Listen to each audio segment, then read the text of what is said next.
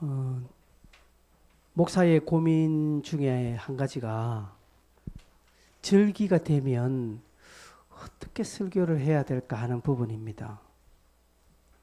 부활주일, 뭐 추수감사, 또 성탄절, 뭐 이런 우리 교회의 큰 절기가 다가오면 어떻게 설교를 왜뭐 해마다 늘 했기 때문에 추수감사, 맥주감사, 설교 감사해라 하는 거죠. 감사하면 은혜가 된다 이겁니다. 뭐 더 여기에 특별히 뭐 더 붙일 게 뭐 있습니까? 고난주일, 예수가 우리를 위해 십자가 고난 받으셨다. 부활주일, 그분이 부활하셨다.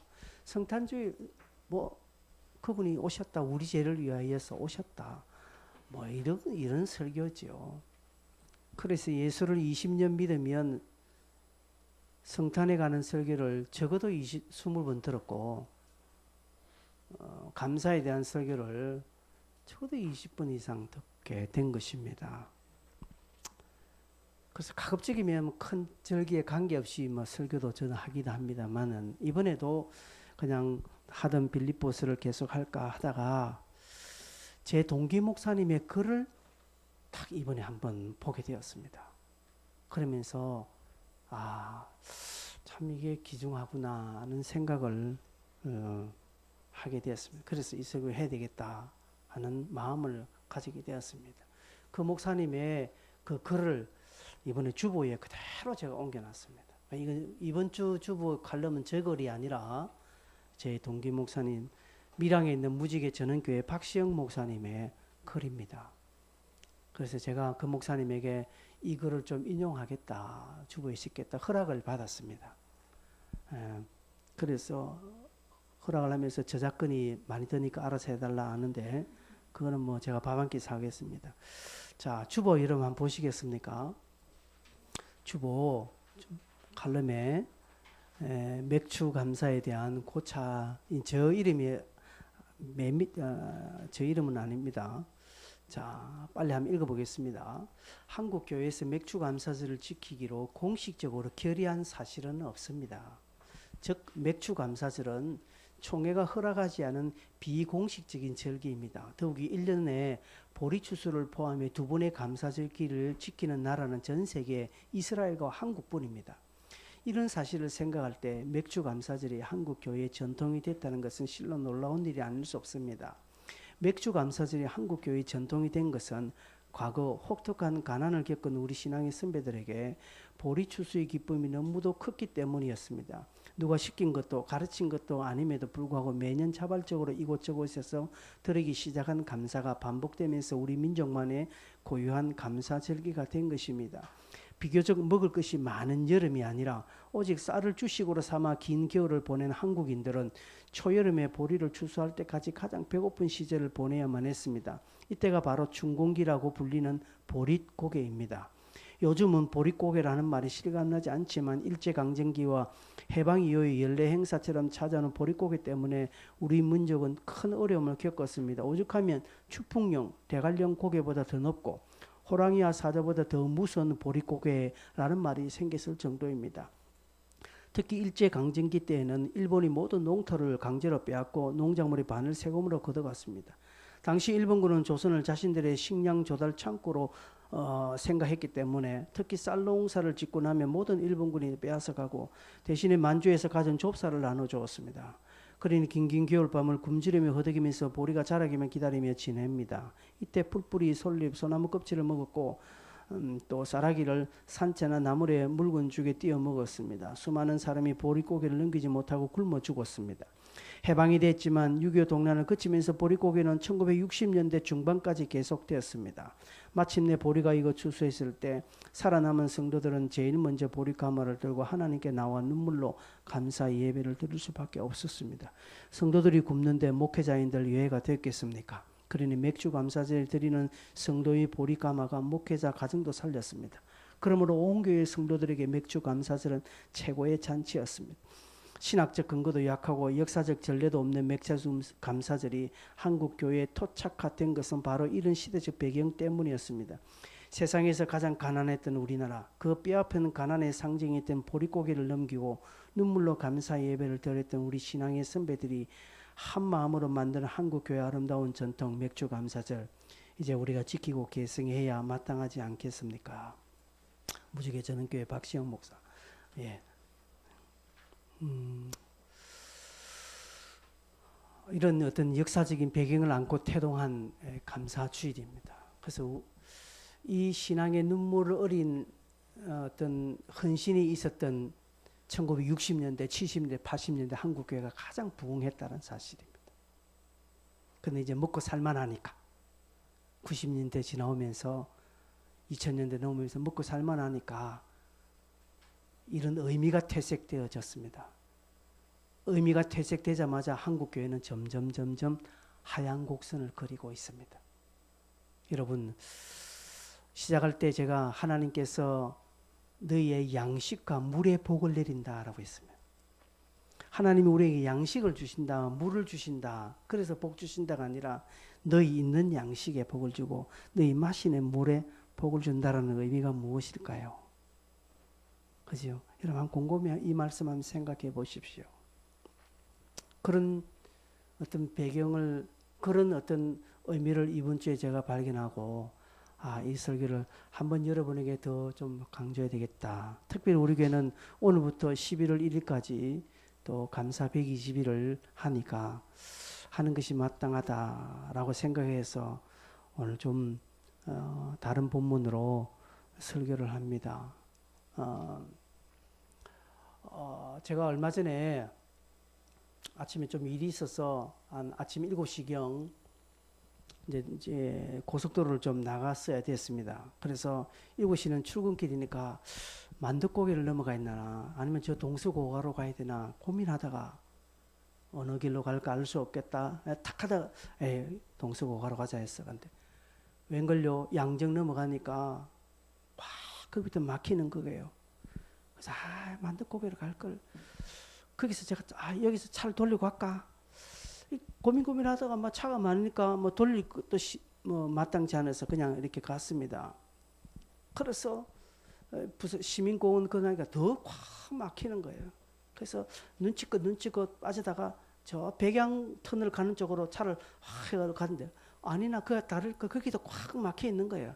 그러면서 제 입이 툭 떼내서 만덕 가야 되는데 어쩌다가 내가 오늘 또 이렇게 띨띨하게 내가 왜 평소 안 가는 길을 갔을꼬. 평소 저는 만덕으로 넘어가는데 그러다 막 입이 툭 찌나고 불평이 나오고 걔네가 만덕 오늘 좀 나았을 건데 만덕 가면 벌써 나갔을 건데 정말 막 기분이 그게 나왔어. 막 그래서 애꿎은 부산시장만 욕하고 부산시 교통정책이 이 꼴밖에 안 되나 하면서 하고 막 고속도로 나갈 때까지 입이 툭 찌나 욕하고 막 불평하고 막 그 길로 갔어야 된다 후회에 막 막급이었습니다. 그날 아침 저는 연속 후회와 원망하면서 그런 불평의 열매를 먹고 말았습니다. 그러니 그 기분은 꽝이었습니다. 그러니 마음이 얼마나 불편했겠습니까? 제 마음이 평안치 않습니다. 그러다 보니까 돌아보면 또 하나님께 죄송하기도 하고 감사하라고 했는데 감사가 안 되는 그런 마음이었습니다.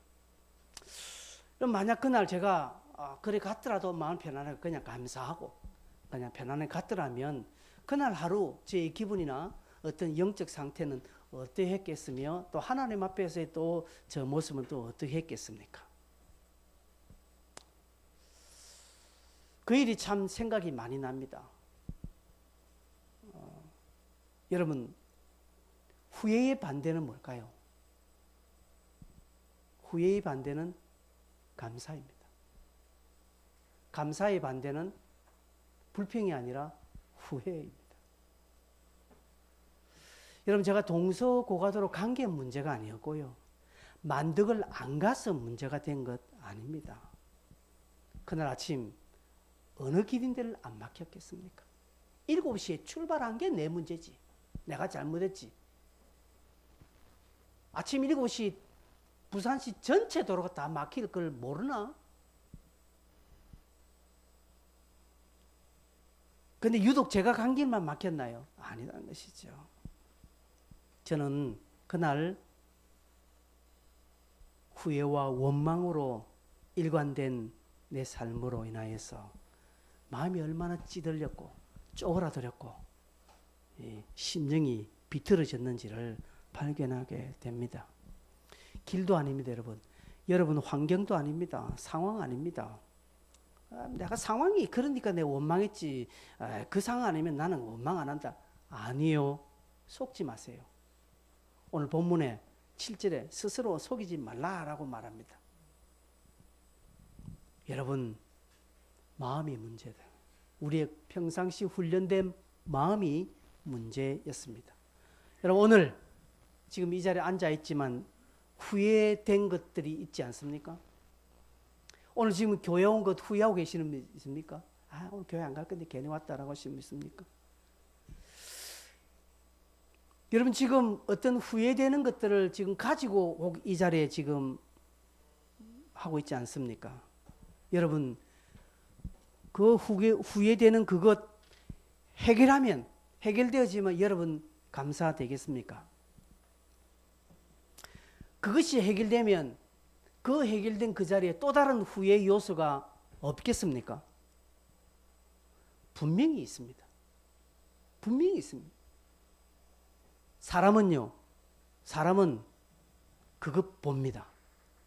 우리는 감사와 후회 요소가 동시에일 때 뭐가 먼저 보입니까? 후회가 보입니다. 불평이 먼저 보입니다. 감사될 거는 나중에 뒤에 생각하게 돼요. 죄된 본성을 가지고 있는 사람은요, 사단이 심겨놓은 것을 더 크게 보는 경향이 있습니다. 여러분, 우리가 코로나로 인해서 한 해 지금 지나오면서 얼마나 우리가 일상이 중요했던가를 우리는 발견하죠. 일상이 은혜였구나. 일상이 은혜였구나 라는 것을 생각하게 됩니다.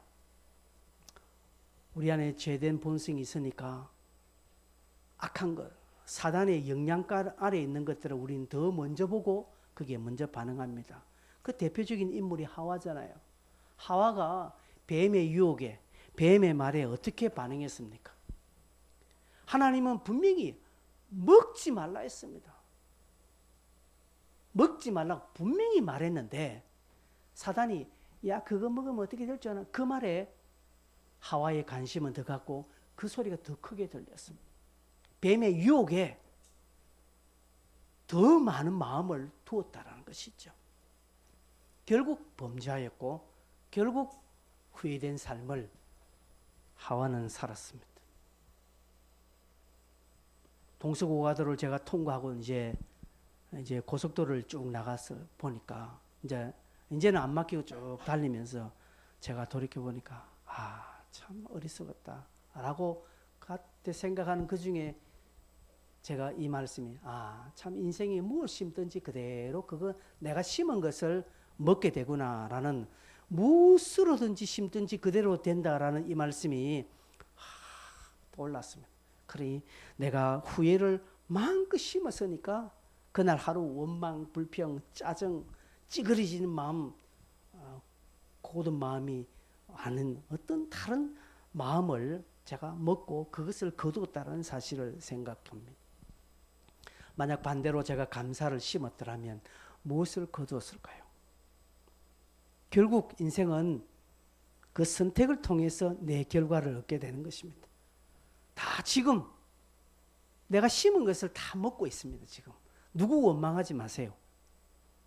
누구 원망하지 말고 누구 상황 원망하지 말고 환경 원망하지 마세요. 후회하지 마. 내가 그것을 심었으니까 내가 그것을 먹구나라는 생각을 합니다. 그러면 반대로 오늘부터 내가 무엇을 심어야 되는지 얼마나 의도적으로 내가 무엇을 심어야 할지를 여러분 오늘 각오하셔야 합니다. 맥주감사주일입니다.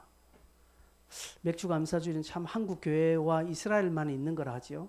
참 특별한 은혜인 것 같아요. 한 해의 절반을 딱 마감합니다. 그렇죠? 달력을 딱 접으면 6월달이 절반이잖아요. 마지막.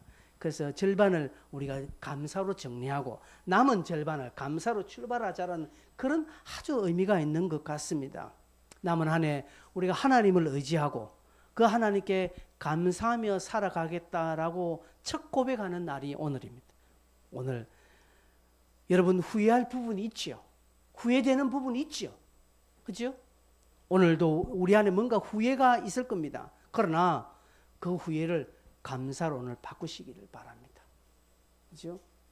내가 한국 돈을 달러로 바꾸는 환전하는 것처럼 오늘 여러분이 후회를 하나님께 드리고 하나님부터 감사를 받아 가시기를 바랍니다. 그래서 남은 한 해 감사의 열매를 많이 맺기를 바랍니다. 오늘 우리가 읽던 본문에 사람이 무엇을 심든지 그대로 거둔다라고 했습니다.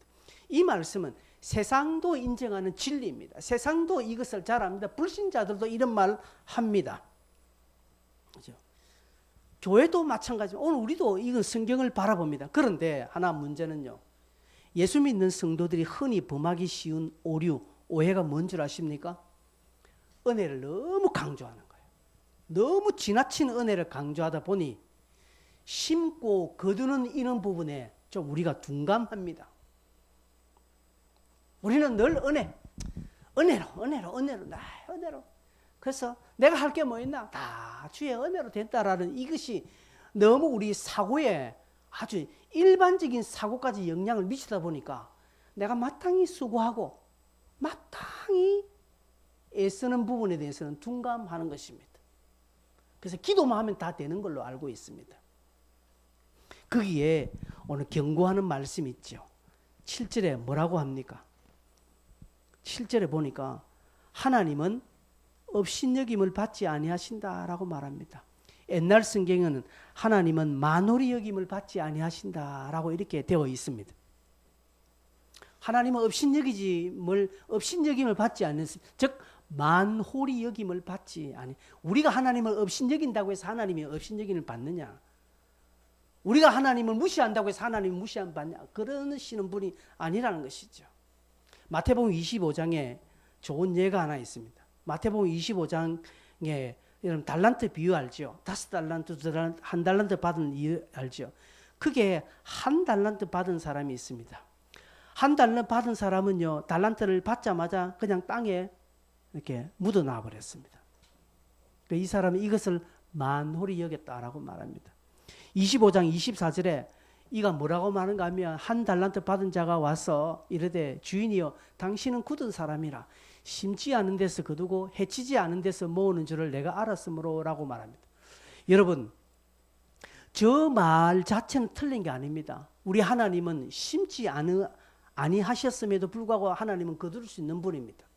해치지 아니하셨지만 하나님은 모으실 수 있는 창조주입니다. 하나님은 절대적인 신입니다. 그렇기 때문에 저 모든 것이 가능합니다. 이 1달란트 받은 사람은 저걸 믿음으로 고백하고 있는 것이면 나름대로. 그러나 이 사람은요, 자신의 게으름과 무지, 나태함을 그냥 믿음이라는 것을 포장해서 하나님께 드리는 것입니다. 하나님은 전능하신 분이고 비록 내가 땅에 숨겨놨지만 하나님은 이것 가지고도 1달란트이지만 하나님은 100달란트 만들 수 있는 분임을 내가 믿습니다. 지금 이야기하고 있거든요. 이런 자신의 믿음, 이런 자신의 출중한 확신의 신앙을 하나님은 아시고 이해해 주실 것이라고 착각하고 있습니다. 그 신앙이 삐뚤어졌다는 것이죠. 여러분 오늘날 이런 성도들이 많습니다. 이런 삐뚤어진 신앙 때문에 하나님을 오해하고 교회도 많이 오해합니다. 1달란트 받은 자가 무엇을 오해하고 있습니까?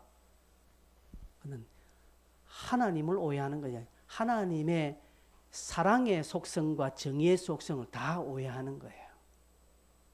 그렇죠? 특별히 정의의 하나님이라는 사실을 오해하는 것입니다.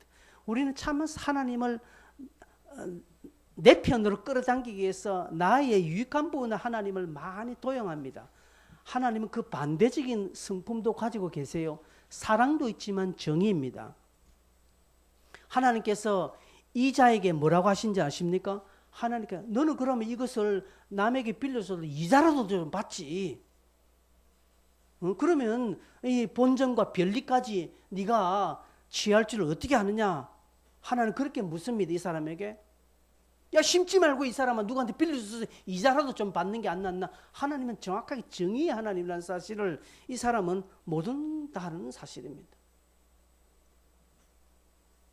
여러분, 제가 이 설교를, 이 예를 좀 몇 번 들었을 거예요. 제가 예전에 전도사도 있을 때 교회가 건축을 해요. 그때 건축원금이 총 건축원금 7억 5천이었어요. 그래서 작정을 했습니다. 온 교인들이 작정했습니다. 실질 건축은 채 2억도 안 나왔어요. 작정이 2억도 안 나왔는데, 그러나 목사님이 감격했어요. 7억 5천을 누가 작정했어요. 7억 5천이 작정금이 났다니까. 목사님이 흥분해가지고 다 됐다는 거예요. 그 7억 5천 작정한 청년이 있었는데 누구냐?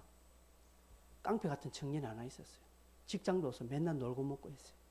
자기 어머니는 어느 집사님 집에 이렇게 집안에 그들은 이제 가정부로 일하는 그런 어머니, 홀 어머니를 두고 그 어머니에게 빌어먹어서 어머니 덩쳐먹는 한 인간이 있었는데, 그게 태백기도원에서 은혜 받고 내려와가지고 은혜 받았다고 그러면서 7억 5천을 작정했어요. 목사님은 믿음이 좋은 사람이라고 박수치고 했는데요. 그날 제가 그 친구를 불렀습니다.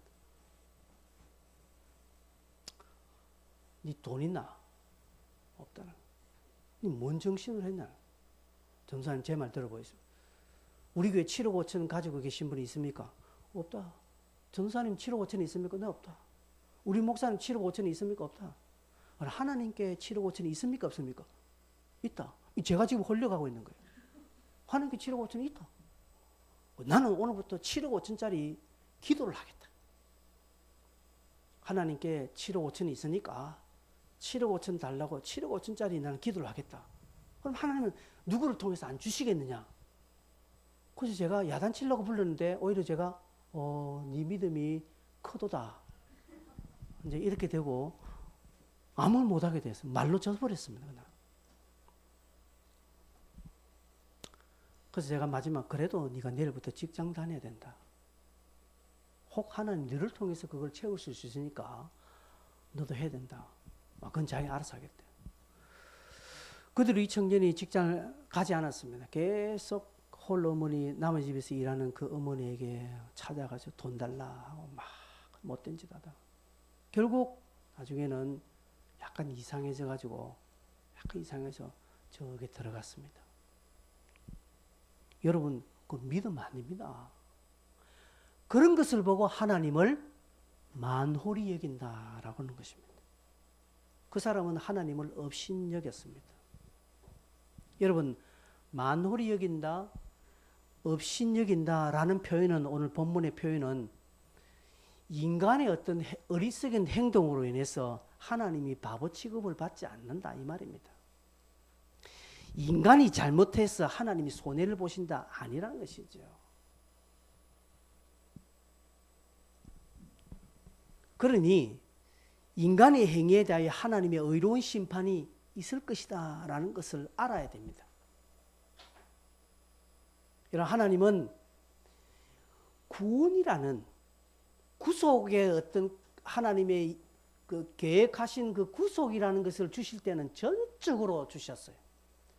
예수 그리스도의 보혈을 통해서 인간의 어떤 노력과 관계없이 전적으로 100% 주셨습니다.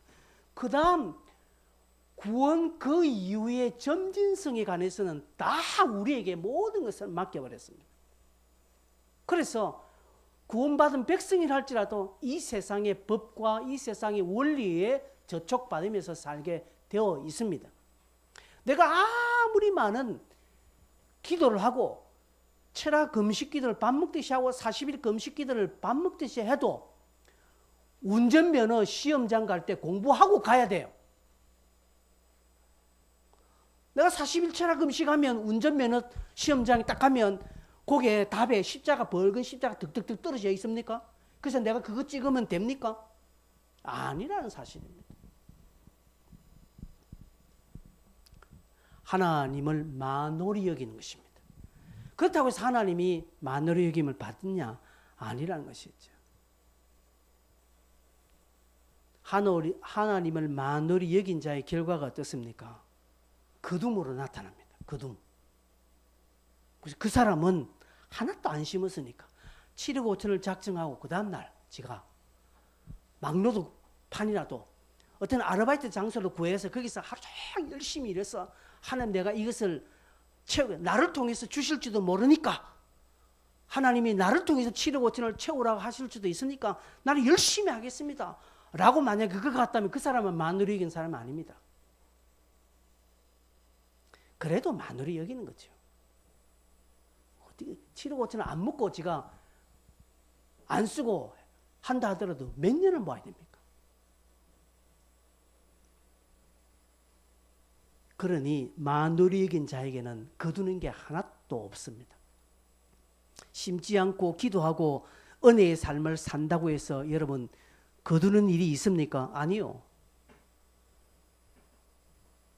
그러나 심고 거두는 자에게 심고 기도하는 자에게 하나님께서는 30배, 60배, 100배의 결실을 주시는 분이십니다. 그걸 복으로 주시는 것입니다. 하나님께서 네 양식과 물에 복을 준다는 것은 네가 가지고 있는 양식으로 네가 가지고 있는 물로 네가 어떻게 할 거냐? 그러면 내가 그것을 넘치게 해주겠다라는 것이죠.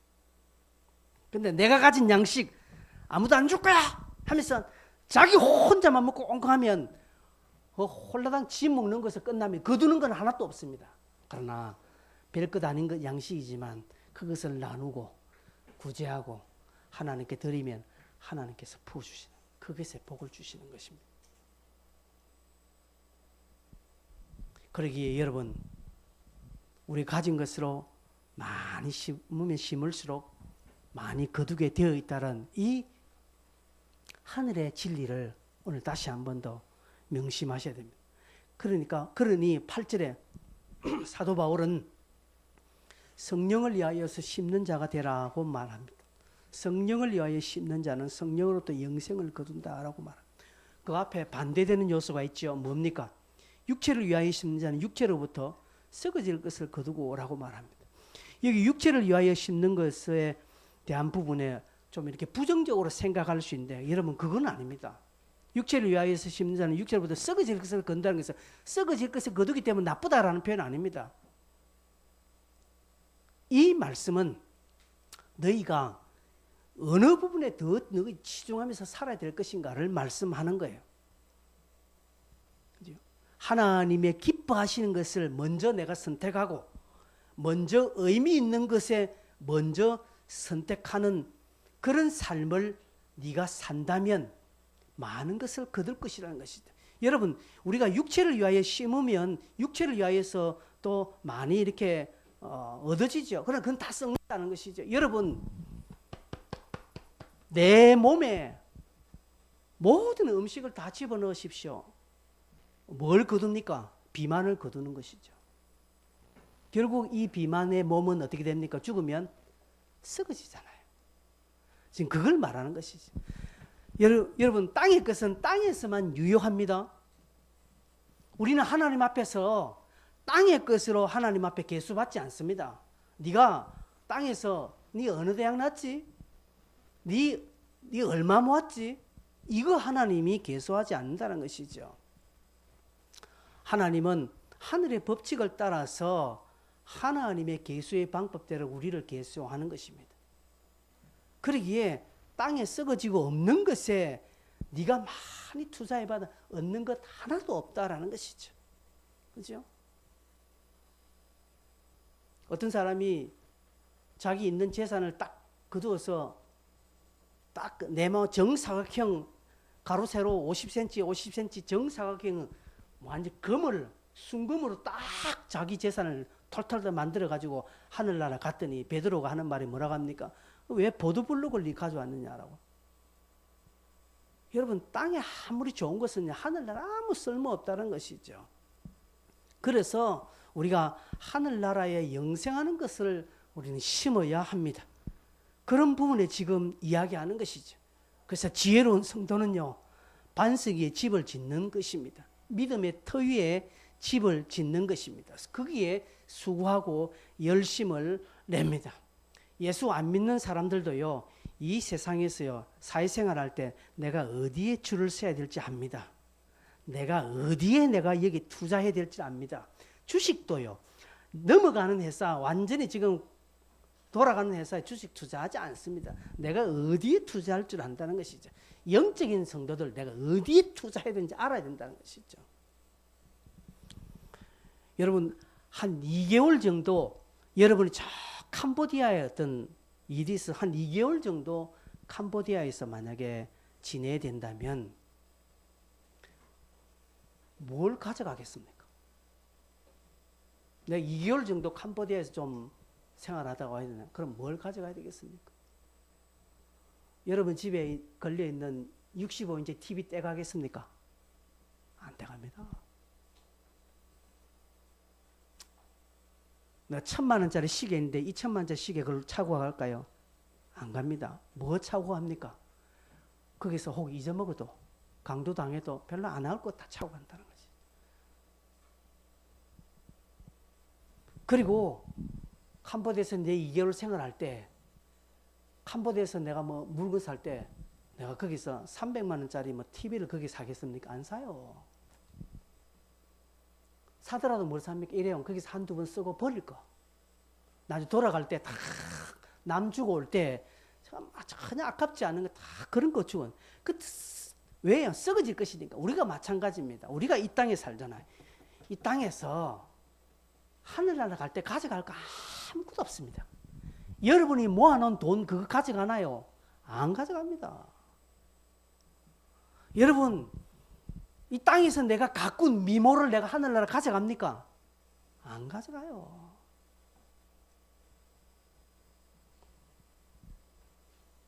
그 예입니다.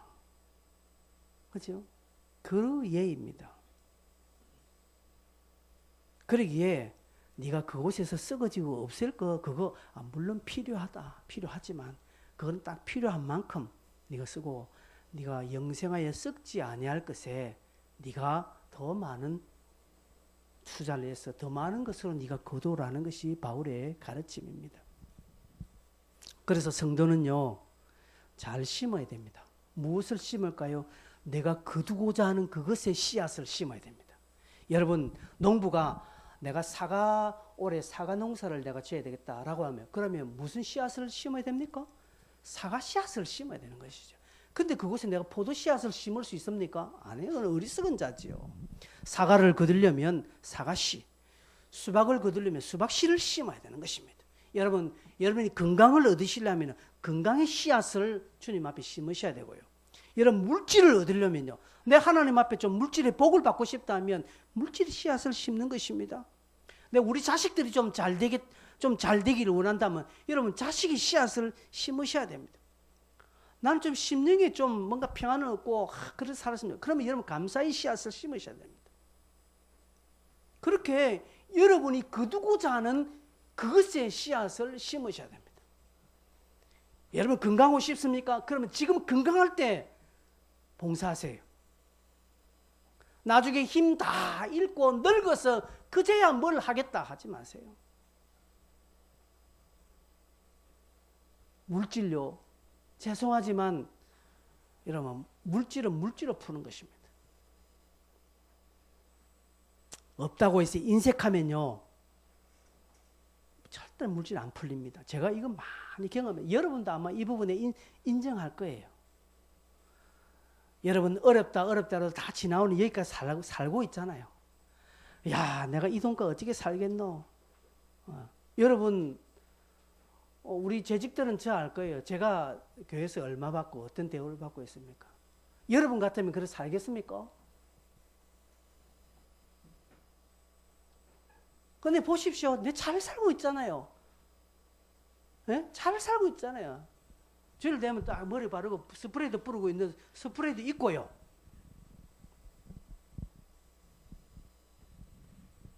간혹 싸지만 올여름에 양복 새로 하나 만들고요. 하잖아요. 다 하잖아요. 저도 할 거 다 하잖아요. 여러분 신기하게 생각하면 저 사람 어디서 돈 나오노? 물론 뭐 빌린 것도 있습니다만은 그거 다 살아간다고요. 그래서 저는요 흥금하는 부분에 저는 그렇게 생각 안 합니다. 왜냐면 제가 이런 부분에 확실한 제 총각대 경험이 있기 때문에. 제가 그런 경험이 몇 번 있었거든요. 물질에. 하나님이 저를 테스트해 보았을 때 제가 거기 안 넘어갔거든요. 그래서 지금껏 어렵지만 그래도 하나님 주시는 것 같아요. 이러저렇게 주시는 것 같아요. 여러분에게도 마찬가지입니다. 물질의 복 여러분 얻고 싶습니까? 그럼 물질로 하나님 앞에 여러분 믿음을 내 보이십시오. 자녀의 복을 여러분 받고 싶습니까? 여러분 자녀 앞에서 신앙안에 똑똑하게 하세요. 내 새끼 신앙생활 제대로 못하는 것에는 부모들이 목숨을 걸어야 돼. 호적 파가라는 심정으로 그래야 돼. 너무 자식들에게 간대하잖아요. 우리 찬주는 저에게 예전에 맞았습니다.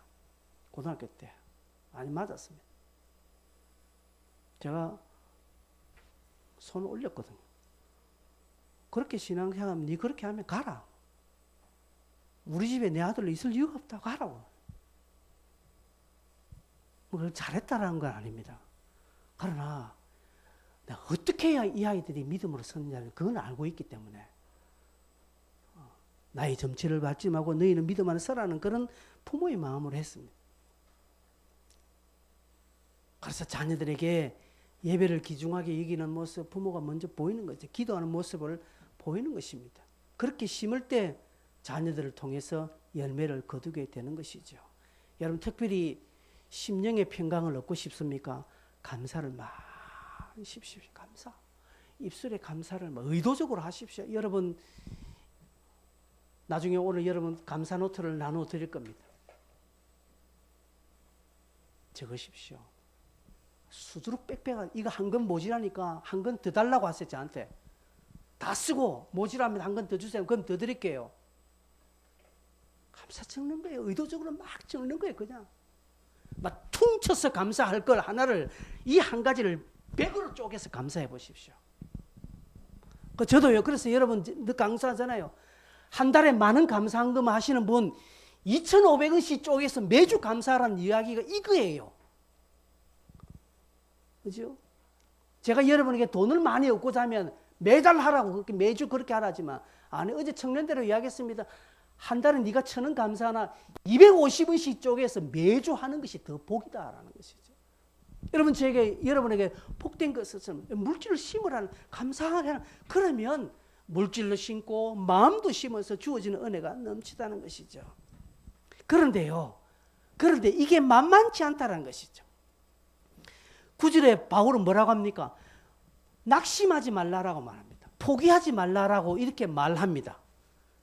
씨앗을 심는 일이 만만치 않다는 것이죠.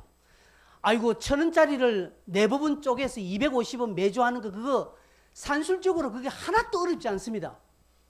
그죠? 하나도 희랑이도 잘 알 겁니다 이거. 1,000원을 250원 네 번 내놔서 그냥 하는 거 이게 뭐가? 근데 만만치 않다니까 이게요. 왜요? 낙심하게 되는 일이 포기하는 일이 생긴다 이 말입니다. 선을 행하되 낙심하지 말자라고 말합니다. 여기 무슨 말일까요? 여기 무슨 말일까요? 그래 목사님 말씀 들었습니다. 목사님 말씀 듣고 그럼 나는 한 달에 한 5,000원씩 감사한금 하는데 그럼 내가 매주 1,000원씩 쪼개서 내겠습니다. 그렇게 했습니다. 그렇게 해서 한 달 했습니다. 그렇게 해서 2달 했습니다. 그렇게 해서 3달 했습니다. 그렇게 해서 4달 했습니다. 그래서 저 12월 달 연말쯤한테 내 삶이 바뀌는 거 없어. 아니 그렇게 하면 하나님이 뭔가 갑자기 뭔가 지나가라도 그냥 떨어진 돈이라도 한번 주도록 하는 은혜와 복이 있어야지요. 남들은 땅바닥에 떨어진 돈도 잘 돼. 나는 한 번도 그동안은 몇 번 줬는데 감사한금 하나 더 안 줘. 안 보이네. 하나님 내 눈을 닫으셨는가? 뭔가 거두는 게 없는 거예요. 이게. 그건 내가 손해보는 거예요. 이 목사님의 교묘한 저 수법이 내가 넘어갔다라고 이제 생각하는 거예요. 여러분 그게 아닙니다. 선을 행하되 낙심하지 말지니라 이 말은요. 추수 때가 지연될 수 있다는 것이죠. 추수 때가 지은 여러분 농부가 가을에 보통 추수할 때 모든 추수밭이 그날 똑같은 날 그 시간에 추수합니까? 아니에요. 밭 따라 달라요. 어느 집에는 10월 20일 하고 어느 집에는 저 뒷집에 있는 집에는 11월 초에 추수하기도 추수 때가 다 달라요. 그 밭마다 그 기후마다 고장마다 추수하는 시간대가 비슷하지만 다 다르다는 것이죠. 네가 선을 행하고 낙심하자는 것은 다 개개인마다 추수 때가 다르다. 너의 추수의 때가 지연될 수 있으니 그때까지 인내하고 계속 포기하지 말고 가라는 의미입니다. 근데 사람은 안 그렇다는 게도 내가 6개월 정도 했는데 내 스스로 딱 시간을 딱 타이밍 정한 6개월인데 옆 사람 저 사람 뭔가 재능 같은데 나는 왜 안 돼? 이제 슬슬 비교가 되는 것이죠. 여기서부터 이제 망하는 거예요. 여러분 신앙 안에서 비교하면 망하는 겁니다. 바울은 이것을 말합니다. 그래서 선을 행할 때, 즉 네가 심을 때 주 안에서 성령을 위하여서 하나님을 위하여서 무엇인데 심을 때 어려운 일이 올 수 있다는 것이죠. 이게 쉬운 것이 아니다는 것이죠. 포기하지 말고 끝까지 해라. 너에게 오는 추수의 때가 있으니까 해라는 것이죠. 근데 여기 이제 단서가 하나 붙는 것입니다. 심는다는 것은 그게 어렵죠. 그래서 밭을 기경해야 합니다. 좋은 밭을 만들어야 되죠. 그렇죠? 그래서 내 마음에 불필요한 것을 제거해야 합니다. 그래서 여러분 지난번 제가 마음에 대해서 설교할 때 하나님은 이게 구부러진 마음을 미워한다고 했잖아요. 그렇죠? 우리 청년들 공부했죠? 하나님이 악한 마음이 굽어진 마음, 빼딱한 마음을 하나님이 싫어하신다, 미워한다고 하셨습니다. 그래서 마음을 바로 우리 마음밭을 기경해야 합니다. 이 마음밭을 기경하는 것이 쉽지 않습니다. 그게 뭐 말 한마디로 툭 된다고요? 안 되는 거예요. 그래서 시편 126편 6절에 이렇게 표현하고 있습니다. 울며 씨를 뿌리러 나가는 자는 이렇게 말하고 있습니다. 여러분 씨를 뿌리는데 왜 웁니까? 그런데 울며 씨를 뿌리러 나간다라고 하는 것이죠. 여러분 성도가 뿌리는 믿음의 씨앗은 눈물로 뿌리는 것이거든요. 힘들고 수고하고 애를 쓰는 것입니다. 여러분 만 원짜리를 쪼개서 2,500원씩 아이고 하지 이혼전 쉽죠. 그걸요 1년 내내 해본다고 하세요. 그게 쉬운 게 아닙니다. 그죠? 웃으면서 즐기면서 아주 낭만적으로 할 수 있는 일이 아니라는 사실이죠. 그래서 울게 된다는 것이죠. 울게 된다는 것이죠. 힘들다는 것이죠. 그죠? 아이고 내가 이 돈을 모았으면 뭘 했을 것이라는 그런 손해보는 마음도 든다는 것이죠. 그러나 그런 마음을 접고요. 하나님 앞에 감사하는 것은 눈물이 나지만 그래도 감사하면서 뿌리는 거예요. 그러면 때가 되지 않아서 하나님께서 그의 마땅한 뿌린 씨앗의 그 열매를 그가 먹게 되는 것입니다. 그에게 건강의 복요, 물질로 찾아오게 되는 것이죠. 그래서 그에게 물질의 복이 막 없는 물질이 막 내 주머니에 들어오는 것도 복이겠지만 하나님께서 네 주머니에 있는 만 원을 지켜주시는 거예요. 만 원을 어떻게 해요? 희한하게 그때부터 한 번도 아픈 일이 없네. 내가 웬만하면 가을에는 한 번 정도 아파서 병원 가는데 그 해는 아픈 게 없습니다. 감기약 살 돈이 안 나가게 되는 거예요. 이상하게 그냥 친구들하고 관계가 멀어져서 친구들 만나 돈 쓸 일이 없어서요. 이상하게 한 번 만났는데 그 친구가 지가 밥 사준다고 막 덤벼오네. 내 주머니 나갈 틈이 없어요. 그 하나님 지켜주시는 복이라는 사실입니다. 그런데 우리는 무조건 들어오는 것만 생각하는 거예요. 아니에요. 하나님이 너 창고에 독종이 생기지 않도록 도둑이 들지 않도록 너의 재산을 지켜주시는 것도 복이라는 사실입니다. 많이 번들 뭐합니까? 그 다음날 아파가지고 막 수술비 막 입원비 막 몇백만 원 나가보면 그건 뭔 소용이 있습니까? 몸 잃고 돈 잃고 다 그거는 손해잖아요. 그러나 적더라도 나갈 일이 없는 거예요. 하나님 건강을 너무 땡땡하게 지켜주니까 감기가 하나 안 먹어도 되는 거예요. 심지어 비타민 하나 안 사 먹어도 될 정도 건강 주시는 거예요. 건강한 체력을 주니까 보통 서면 갈 때는 내가 지하철 타고 왔는데 건강하니까 살 빼야 되겠다는 마음이 드니까 서면까지 걸어 다닌 거예요. 왔다 갔다 걸어 다니니까 살 빠지고 얼마나 건강 기분도 좋아지고 돈 나갈 일이 없는 거예요. 제가 그랬으면 돈 나갈 일이 없어요. 돈 나갈 일이 없어요. 인생이 아니면 돈 나갈 일이 없습니다. 그래서 훈련하는 거예요. 자기 부인하고 밭을 기경하고 그렇게 해서 우리는 이겨나가는 것입니다. 그렇죠?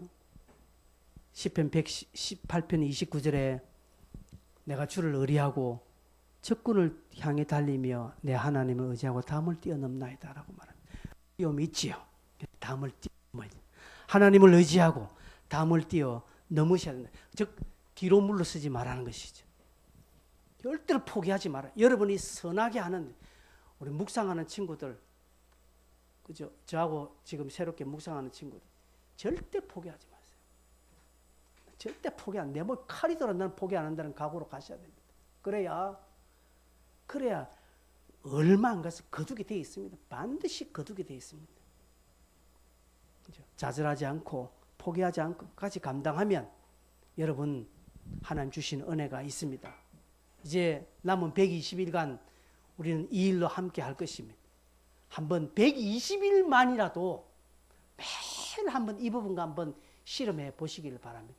일주일에 생각나서 그 다음 못 왔어 그냥 막 일주일 이렇게 짜내지 말고 거짓말 쓰지 말고 매일매일 한번 해보십시오. 하나님이 어떻게 나를 지켜주시는가 여러분이 한번 전과 후를 비교해 보셔서 2020년 남은 한 해 이런 감사의 열매를 많이 맺으시기를 축복합니다. 함께 우리 찬송 한 장 부르겠습니다.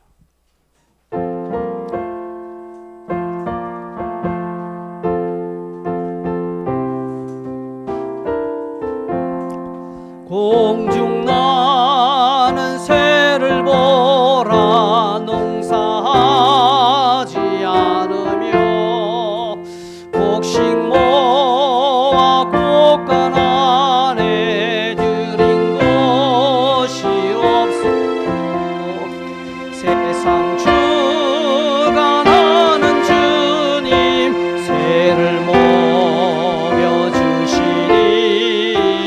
너희 먹을 것을 위해 근심할 것 무엇냐 들의 백합화를 보라 긴 삼수고 안에도 솔로몬의 입은 옷도 입고만 못하였네 아군 속에 던질 불도 이거는 사랑하는 자녀들 입히시지 않으려 사절합니다. 너는 먼저 주의 나라 그의 의를 구하며 하나님이 모든 것에게 주시니 이를 위하여서 아무 염려 말지니 내일 염려하지 말라 오늘 고생 족하다. 한번 기도하겠습니다. 여러분 우선 감사하십시오. 지난 6개월 지켜주신 것 하나님 2020년 코로나로 또 여러 가지로 어려운 일이 있었지만 하나님 지켜주신 것 감사합니다 라고 먼저 여러분의 입술로 감사 고백을 하십시오. 그리고 오늘 설교를 들으신 것에 대한 적용하십시오. 하나님 내가 땅에 썩어지고 없어지는 것에 내가 마음 쓰지 말고 하나님의 것에 내가 믿음으로 마음을 심어서 그것에 대한 열매를 맺는 그런 지혜로운 자가 되게 해달라고 같이 한번 두 가지를 두고 먼저 감사하시고 말씀을 가지고 기도하시기를 바랍니다. 주여 한번 외치겠습니다.